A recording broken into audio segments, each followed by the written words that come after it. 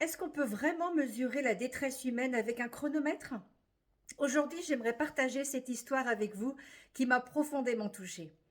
C'est l'histoire d'un choc brutal entre la froideur des chiffres et la chaleur de l'humanité.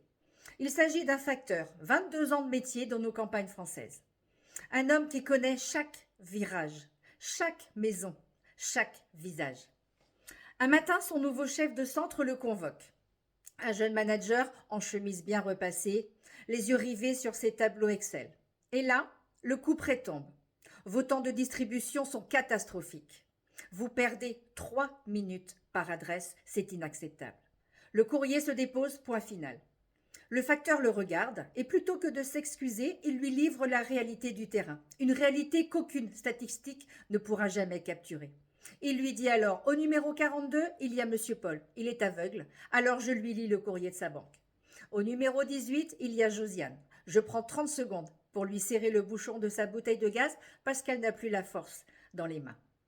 Et tout au bout du chemin de terre, le vieux Marcel attend son coup de klaxon. Pourquoi? Juste pour savoir qu'il n'est pas totalement mort aux yeux du monde. Face à cela, le manager s'énerve et menace de le faire fliquer par un inspecteur. C'est la goutte de trop. Le facteur retire ses clés, les jette sur le bureau et lui lance alors. Venez donc la faire vous-même, votre tournée optimisée. Allez regarder la solitude dans les yeux avec un chronomètre. Moi, je ne suis pas un robot Amazon. Je suis le dernier lien qui relie nos anciens à la vie. Le manager a blanchi, il a ravalé sa fierté et a rendu les clés sans un mot. Cette histoire, elle résonne bien au-delà des métiers de la poste. Elle pose une question fondamentale sur notre société. La rentabilité doit-elle détruire tout ce qui fait de nous des humains? Je suis profondément convaincue que l'humain doit être placé au centre du management.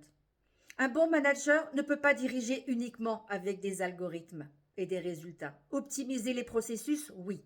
Robotiser les relations humaines, non. Quand on oublie le facteur humain, on ne gagne pas en efficacité, on perd notre âme. Alors je te pose la question, qui soutient encore aujourd'hui ces professionnels qui prennent le temps de dire bonjour? Qui soutient un management plus humain?